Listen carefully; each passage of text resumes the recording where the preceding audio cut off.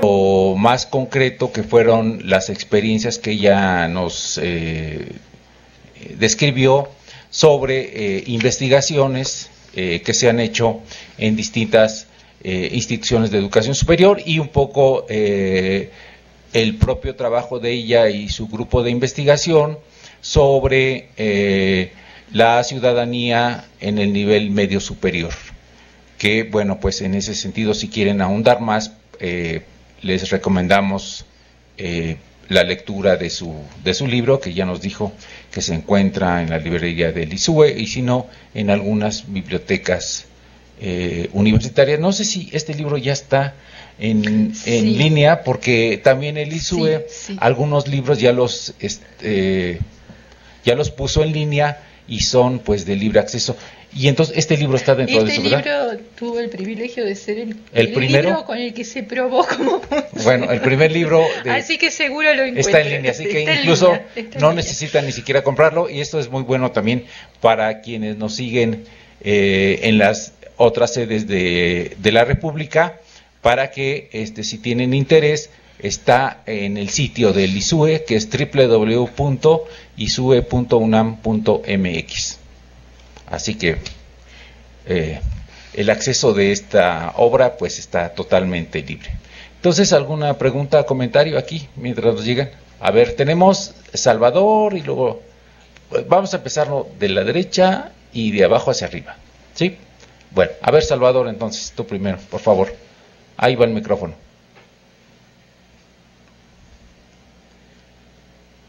Buenas tardes, Salvador Díaz Cuevas.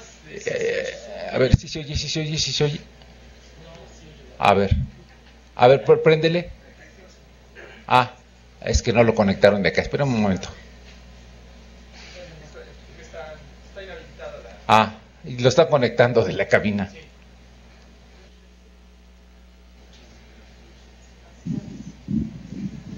Me levanto y ya. ¿Ya?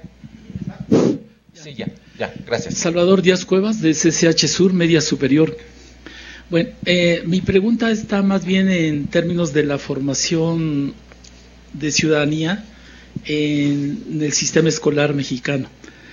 En el entendido de que mi experiencia en quinto o sexto de primaria, yo tuve materia de civismo. En secundaria no tanto, pero digamos ya en los 90 vi que se quería regresar a nivel secundaria a que se impartiera una asignatura de civismo, que en un momento ahí por el 93 más o menos tenía una orientación sociológica. Inmediatamente al siguiente año le cambiaron hacia una orientación enfocada a los derechos humanos. Ya no seguí el proceso ahí de la secundaria, pero digamos, el planteamiento en el campo de la universidad, terminabas haciéndolo señalando que no necesariamente tenía la universidad o los planes de estudio tener una finalidad de educar en ciudad, lo que se da de alguna manera en los distintos espacios que hay en las universidades. Bueno, a mí me gustaría ver, hay un planteamiento también en una de las lecturas que dice, pues la ciudadanía hay que formarla en la educación básica, ¿no? Y entonces, ¿qué sabes de proyectos o cómo está? Yo me he desentendido en México en cuanto a algo institucional en el sistema escolar de los distintos niveles en México, que tanto se está trabajando para formar ciudadanía y no dejarlo en instituciones aparte, fuera de la escuela. Bueno, respondo a la pregunta. Juntamos las preguntas. O si quieres juntar varias, como tú quieras.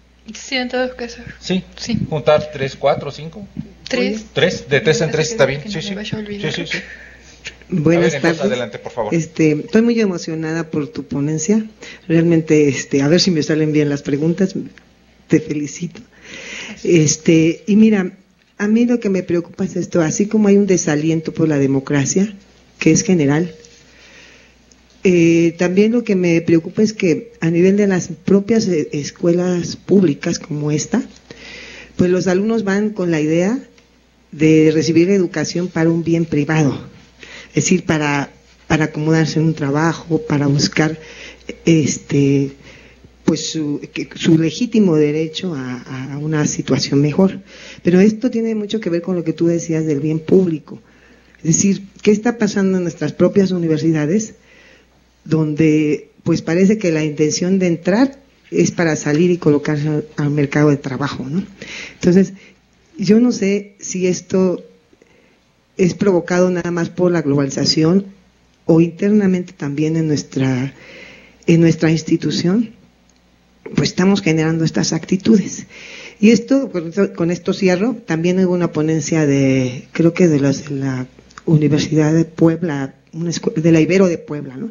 Donde decían que los alumnos pues quieren ser diputados, quieren participar al poder político. Entonces están viendo la preparación universitaria para participar no solamente en el poder económico, sino en el poder político. Y esto desde los propios jóvenes. Bueno, por una parte. Y la otra, así se desalienta la participación política. Y los jóvenes tampoco tienen espacios ni en la universidad ni afuera, ¿no? Porque adentro las autoridades les dicen, estos van a ser los consejeros universitarios, estos van a ser los consejeros estudiantiles. Y afuera les dicen, no participen en las marchas porque son violentos, porque hay provocadores, porque son desarrapados. Entonces los jóvenes están desalentados en la vida política por los partidos, desalentados en sus propias escuelas, desalentados en la participación de movilización política. ¿Cuál es la opción entonces para los jóvenes? Gracias. Gracias. A ver, entonces, otra más para el primer bloque. Sí, buenas tardes, mi nombre es Jorge, soy pasante de la licenciatura en Educación de la Universidad Autónoma del Estado de México.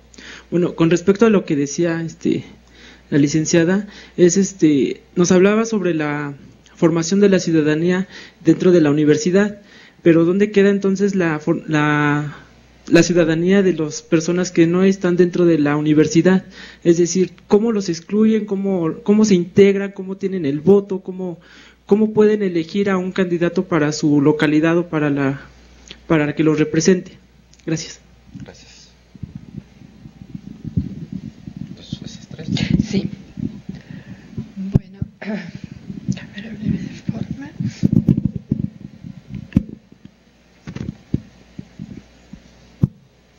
Bueno, a ver. Realmente la primera pregunta del maestro Salvador Díaz Cuevas, es cierto, ha habido muchísimos cambios en el currículum, en el plan de estudios de la escuela básica. El tema de la ciudadanía se discute desde el diseño del plan de estudio, cómo se integra dentro de ese diseño del plan de estudios. Generalmente,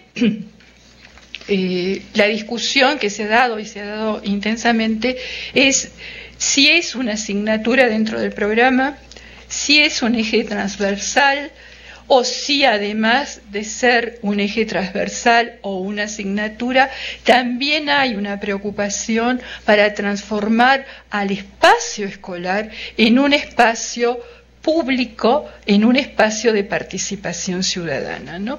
Entonces, estos son los debates que se tienen. Hay toda una historia también de cómo se fue enseñando la formación, cómo se fue enfrentando pedagógicamente la formación del ciudadano en la educación básica. En este momento en que los planes de estudios están organizados por competencias, pues se habla precisamente de eso, de cuáles son las competencias del ciudadano, y se lo enseña en cuanto a este tipo de competencias, las que se consideran que son las competencias ciudadanas. Pero esto cambia cada vez que hay una reforma, cada vez que se toca el tema. Incluso hay como dos concepciones sobre cómo entender la ciudadanía. De esto no hablamos, o mejor dicho, yo no lo mencioné. Hay una idea de ciudadanía muy vinculada con el Estado de Derecho. Y el Estado de Derecho realmente es aquel espacio donde el ciudadano tiene que conocer las normas y las reglas para cumplirlas y pautar todo su desempeño ciudadano regido por estas leyes, ¿no? Obviamente que tiene que haber un Estado de Derecho, nadie lo niega, pero no debe ser lo único que haya cuando estamos hablando de ciudadanía. Un ciudadano tiene que conocer las leyes y tiene que respetarlas, y aun cuando estas leyes, él no esté de acuerdo con esas leyes, se supone que las tiene que respetar. Y tendrá que ver de qué manera se organiza o encuentra espacios para impulsar una modificación de una ley. Este es un poco el juego democrático. Pero realmente esta concepción también puede ser una concepción un poco autoritaria de cómo formar a un ciudadano, ¿no? Un ciudadano apegado a las leyes, un ciudadano que siempre va a estar respetando las normas y que no se va a estar esperando participación de él, ¿no es cierto? Entonces también, no solamente con este debate pedagógico de si forma parte dentro del área de ciencias sociales y allí aparece ciudadanía en historia, aparece ciudadanía en geografía, o si es una asignatura como la asignatura civismo, o si es un eje transversal, o si la institución además tiene que asumir el compromiso de ir habilitando estos espacios de construcción de ciudadanía, ¿no es cierto? Entonces yo creo que lo ideal sería que allí el eje transversal suena bastante interesante, y fundamentalmente suena muy interesante la construcción de espacios democráticos, ¿no es cierto? Y bueno, y de unas relaciones y de una cultura escolar democrática, ¿no? Eso es mucho más importante, a lo mejor, que una asignatura de civismo. A ver, sí. Bueno, con respecto a la pregunta, ¿Estrella? ¿Tu nombre, perdón? Rosa Elisa. Bueno, aquí sí, creo que tú describes muy bien cuál es la situación. Esta situación donde el joven está desalentado desde todos los espacios para su participación ciudadana. Incluso yo creo que en este momento, lo que pasa es que en la universidad no podemos perder de vista que una de sus principales funciones en el espacio de la docencia es formar profesionales. Y una persona que viene a formarse a la universidad como un profesional, por supuesto que pretende salir y poder desempeñarse dentro de su campo profesional. Creo que esa es una legítima reclamo que puede estar haciendo.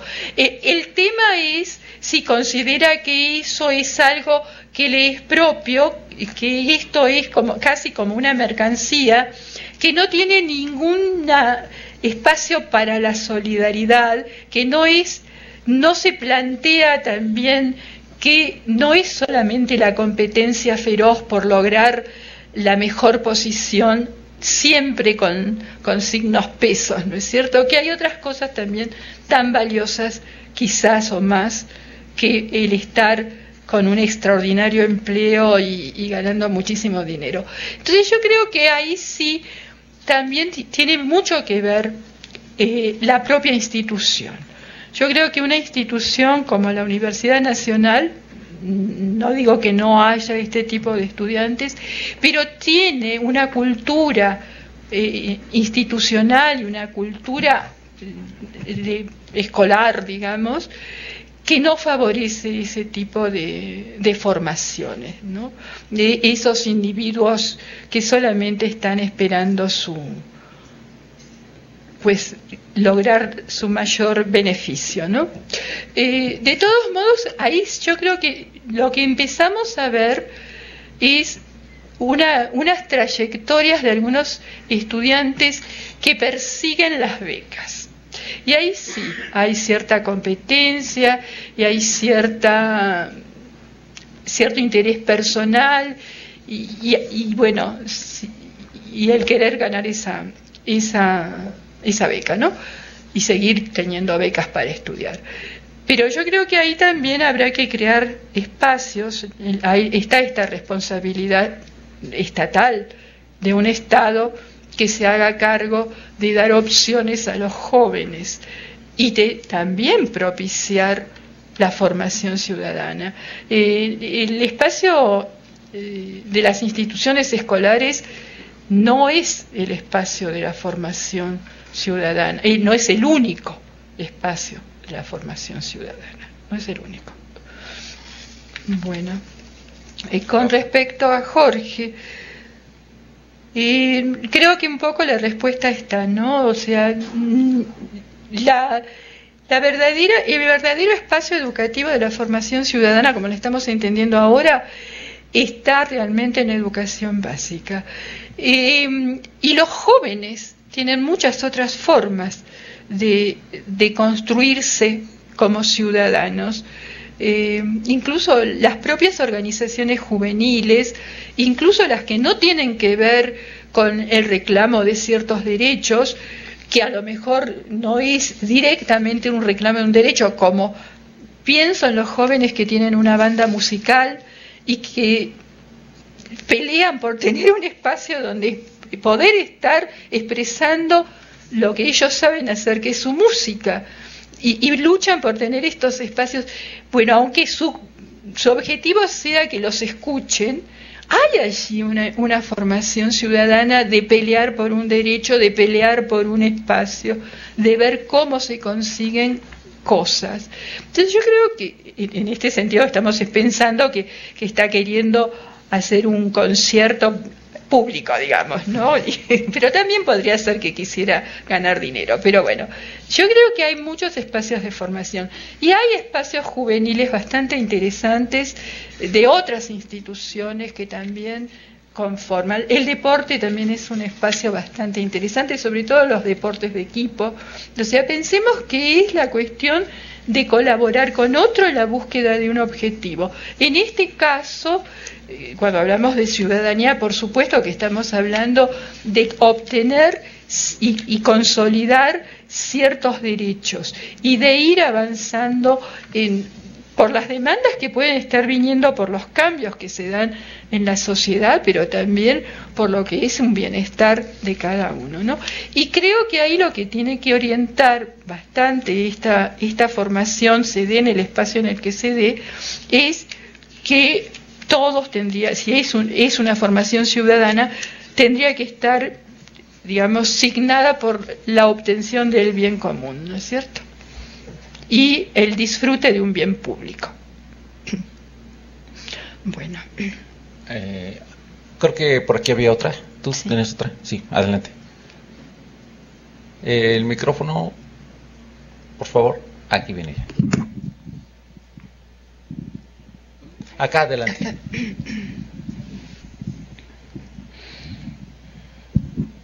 Gracias. Buenas noches. Buenas noches. Una pregunta... Tu nombre. Perdón, Jesús Nolasco, del posgrado de Políticas. Me llamó la atención esta conclusión de que en la universidad o en los espacios universitarios, aunque no se tiene una materia concreta para educar o formar en ciudadanos, pues finalmente estas estructuras de convivencia y estas estructuras de gobierno y estas estructuras curriculares, pues sí promueven una determinada formación ciudadana, ¿no? O unas ciudadanías. Sin embargo, no sé, por ejemplo, esta investigación que realizaron en el bachillerato universitario, a los actores que investigaron, que entiendo que son de la maestría en docencia en educación media superior, si fue significativo, por ejemplo, la antigüedad laboral que tenían, la edad, el género, la materia que impartían, si eran del colegio o de la Escuela Nacional Preparatoria, ¿no? Si por ahí existen algunas razones de por qué su cultura política pues prácticamente era muy parecida al común denominador de los ciudadanos, ¿no? Que eso quizá podría ser es interesante, pero no deja de ser preocupante, ¿no? Que alcancemos un nivel de cultura política relativamente similar al común, en el cual se están reproduciendo pues esquemas quizá autoritarios, etcétera, ¿no? Y en ese grupo de profesores que investigaron, pues cuál es su percepción que tienen de los alumnos en cuestión de ciudadanizarse, es decir, si por ahí existió algún acercamiento con los alumnos de bachillerato en esa posibilidad de formarse como ciudadanos. Gracias. Bueno, entonces, sí, empiezo por lo último. No, nosotros no nos acercamos, porque sería armar otra investigación, al tema de los alumnos. Nosotros nos quedamos con las percepciones de los maestros, bueno, y estas preguntas sobre cultura política y demás. Yo creo que cuando uno dice que encuentra que los maestros de educación media superior no tienen una cultura política muy distinta al común de los mexicanos, creo que aquí lo que se nota es una decepción con respecto a la democracia, muy poca confianza en las autoridades políticas. En fin, en ese sentido uno los encuentra incluso no muy receptivos a los cambios, pero esto también por la desconfianza en quienes pueden encabezar los cambios, ¿no es cierto? Entonces yo creo que ahí no es tan preocupante esto. Es más interesante de pronto cuando ellos se refieren a su propia actividad como docentes, ver estas dos posiciones, una que no se puede hacer nada, y otra que el maestro es el indicado, el idóneo, ¿no? Con respecto a qué otras cosas se encontraron cosas interesantes también.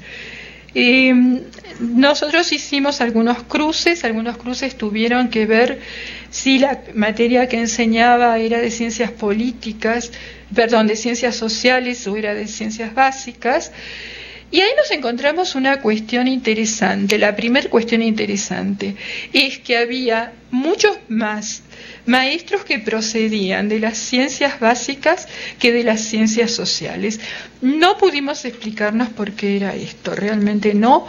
Hicimos ahí un supuesto de que quizás las personas que tienen una formación dentro del área de las ciencias sociales consideran que tienen una mejor disposición para hacerse cargo de la docencia, o sea, para ser profesores de estos jóvenes. Y pensamos que los maestros que enseñan las ciencias básicas, que son los que tienen más problemas también en cuanto a que sus alumnos reprueban, aunque que no tienen mucha idea de cómo encarar la presentación con recursos didácticos y pedagógicos, fue lo que supusimos, pero no tenemos nada que nos corrobore por qué hay bastante, y tomamos todas las generaciones, porque la maestría tiene poco de estar funcionando, y fueron 4 generaciones las que estudiamos. Se repetían las 4 generaciones. La otra cosa es que no solamente estaban los maestros del CCH y la prepa, sino que había un pequeño grupo de maestros, todos ellos de escuelas privadas. Y ahí nosotros sí hicimos un análisis si había alguna diferencia entre los maestros de escuela privada y los maestros de la UNAM. La primera cuestión fue demográfica. Eran de mayor edad los maestros de la UNAM que los maestros de la educación privada. Y ahí también hubo otra diferencia. Había una mejor predisposición al cambio en la gente a los profesores de la educación privada que en los maestros de la UNAM, que ahí podría ser vinculado por la edad, pero también podría ser vinculado por la inestabilidad que tienen los maestros en la educación privada, que no es generalmente el caso de los maestros de la UNAM. Entonces, ser más flexibles al cambio puede también tener que ver con esta sensación de inestabilidad. Diferencias entre mujeres y hombres también. Las mujeres son, digamos, tienen una tendencia más hacia el cuidado que los hombres, pero no hubo mucha diferencia ahí. Hubo una diferencia que se dio entre géneros y edad. En general, las personas con mayor antigüedad en la docencia son mujeres, y con menor antigüedad en la docencia son los hombres. Y bueno, una cosa que también veíamos nosotros, porque la idea de trabajar con gente que estaba haciendo maestría en docencia, era pensar que era gente que a lo mejor, y no resultó necesariamente así, era gente que a lo mejor estaba pensando hacer una reconversión profesional. En lugar de orientarse hacia la física, hacia la química, hacia la matemática, hacia la ingeniería, estaba pensando en formarse para dedicarse más a la docencia. No necesariamente. Ahí funcionaba mucho otro tipo de cuestiones, como el juntar puntos, el poder tener estas diferenciales en los salarios y demás. No tenía mucho que ver con un recambio en la profesión. Entonces sí hubo cosas bastante interesantes. Bueno, tenemos una serie de preguntas que nos han mandado de las sedes. Algunas, Inés, como que ya de algún modo las has respondido. Sí. Entonces las voy a leer para que todas las personas de las distintas sedes las escuchen, y tú sabes a cuáles les abundas y a cuáles ya les diste respuesta. De la Benemérita Universidad Autónoma de Puebla nos dicen: ¿cuál es el papel de las universidades en la formación de los estudiantes como ciudadanos? Y otra que dice: ¿cuáles son los principales obstáculos que enfrentan los y las jóvenes en México para ejercer su ciudadanía? Esa es una. La otra, de Jalapa, del Instituto de Investigaciones en Educación de la Universidad Veracruzana, dice: para la participación ciudadana, ¿considera usted que las redes sociales digitales son el espacio público predilecto para los jóvenes universitarios hoy en día? Otra, de la Universidad Autónoma de Tamaulipas, dice: ¿cómo conciliar para formar un alumno competitivo y con conciencia social? Otra, de la Universidad de San Buenaventura de Cali, Colombia, dice: ¿se puede hablar de una ciudadanía en el caso cubano? Y otra que dice: la ciudadanía anglosajona en que se diferencia de la ciudadanía de América Latina, si hay alguna diferencia.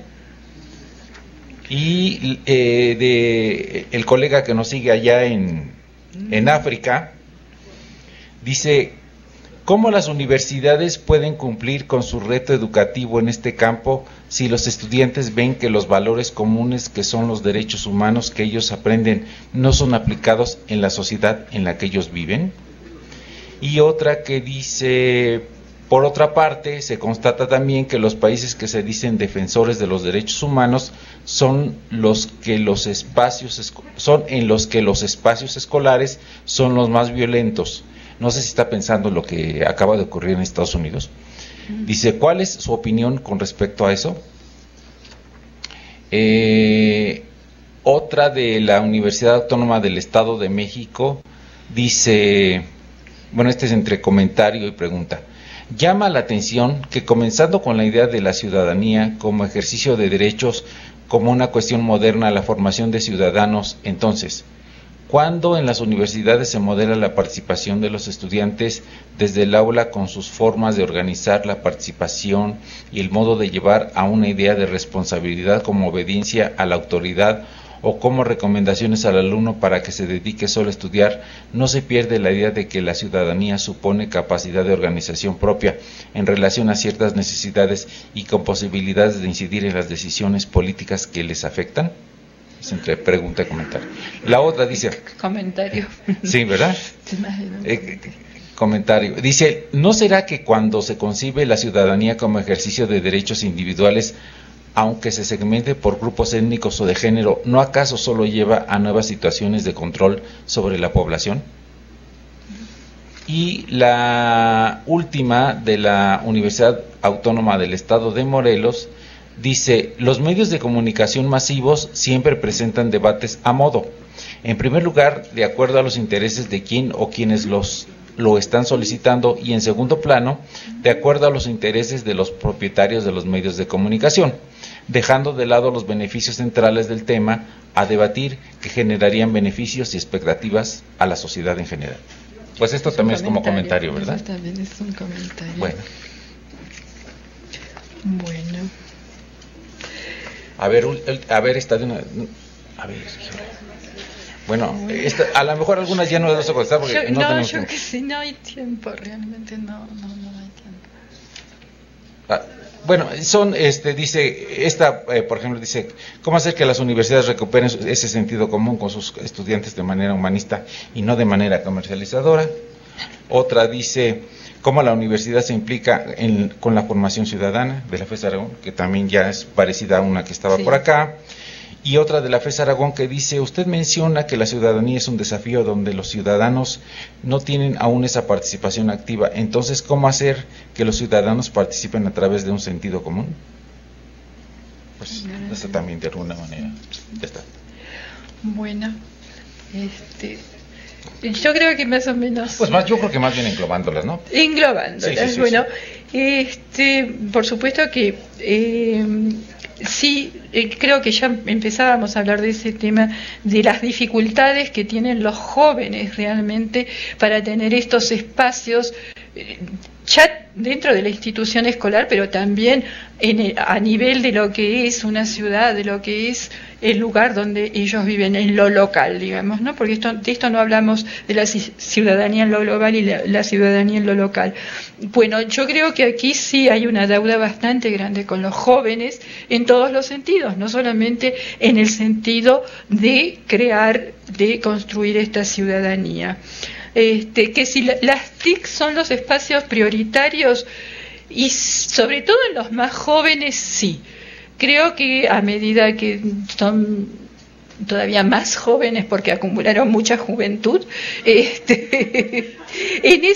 creo que ahí comienzan a encontrar otros espacios de ir conformando sus opiniones, de ir planteando estrategias de discusión y de consenso y demás, ¿no? Pero en principio las TIC tienen un valor en la ciudadanía muy importante, que es el valor del acceso a la información. Yo creo que ahí está la posibilidad, claro, hay que saber ver esa información, ¿no? Pero ahí está la disposición de la información que ahí se puede recoger, es bastante importante. El tema de cómo conciliar alumnos competitivos y conciencia social, no sé si es posible hablar de alumnos competitivos que puedan compaginar con una conciencia social, a lo mejor sí, pero yo creo que lo que la universidad tendría que comprometerse es a formar a alumnos competentes, o sea, que tienen competencia dentro de su campo profesional, no que compiten, sino que tienen competencia, y también orientarlos en el sentido de ir formando una conciencia social. Y las otras, bueno, son comentarios que es cierto, como frente a realidades como lo que nos dice la persona que habla que nos habla desde Mali, sí. Frente a esas situaciones contextuales, hasta es un contrasentido pensar formar en derechos humanos. Sin embargo, hay que hacerlo. O sea, por lo menos es necesario que se vayan conociendo cosas, son conocimientos que sirven para argumentar, que sirven para debatir y que a lo mejor en un futuro, esperemos que no muy lejano, también sirvan para transformar las realidades. Con el hecho de que los espacios o el país más democrático de pronto es el más violento, sí, el más democrático en cuanto a ser el paladín, pienso en, como dices tú, en Estados Unidos, el paladín de la defensa de la democracia, que hay que ver también cómo entienden la democracia. Ahí también habría que haber una discusión, y la violencia también está justificada por toda esta cuestión que tiene que ver con la ciudadanía y esta asociación ¿cómo se llama? ¿Del rifle? Bueno, que esas son asociaciones. La Asociación Nacional del Rifle y también la Constitución, ¿no? La propia Constitución de los Estados Unidos. Y la propia Constitución. La segunda enmienda que permite a los ciudadanos traer un arma. Entonces yo creo que por ahí están explicaciones de por qué la violencia, y además es un gran productor de armas el país. En fin, la violencia hay varias formas de explicarla. Y la democracia que tanto impulsa y discursivamente habla desde ese país, bueno, también habría que ver cómo lo están manejando, ¿no es cierto? Cómo se está entendiendo. Sí es un país democrático internamente, el propio país. Hacia afuera, llevando proyectos democráticos, no es tan democrático, ¿no? Bueno, dejamos entonces aquí, ¿no? Sí, bueno, pues aquí terminaríamos. Le agradecemos una vez más a la doctora. Le agradecemos a la doctora Inés Castro esta brillante participación, muy aclarativa de todos los elementos, a la mayoría de los más importantes elementos que están en la ciudadanía, de cómo ha evolucionado y cómo sigue evolucionando en la actualidad, y bueno, todas estas reflexiones que nos ayudó y que nos compartió. Muchas gracias, nos vemos entonces el próximo viernes con la ciudadanía y los movimientos estudiantiles. Buenas noches. Buenas noches a todos. Ay, me tengo que ir. Sí, yo por eso decía, ya basta. Es que mi esposa me acaba de mandar. Es que habíamos quedado de que ella iba a pasar por mí, pero no, ahora quiere que vaya a la casa. Bueno, por mi casa, porque no acaba de hacer la mano. Ay, Dios, vete para allá. Qué terrible. Vete corriendo. Oye, ¿quieres las preguntas? Aquí están. Ay, sí. Ven, aquí están.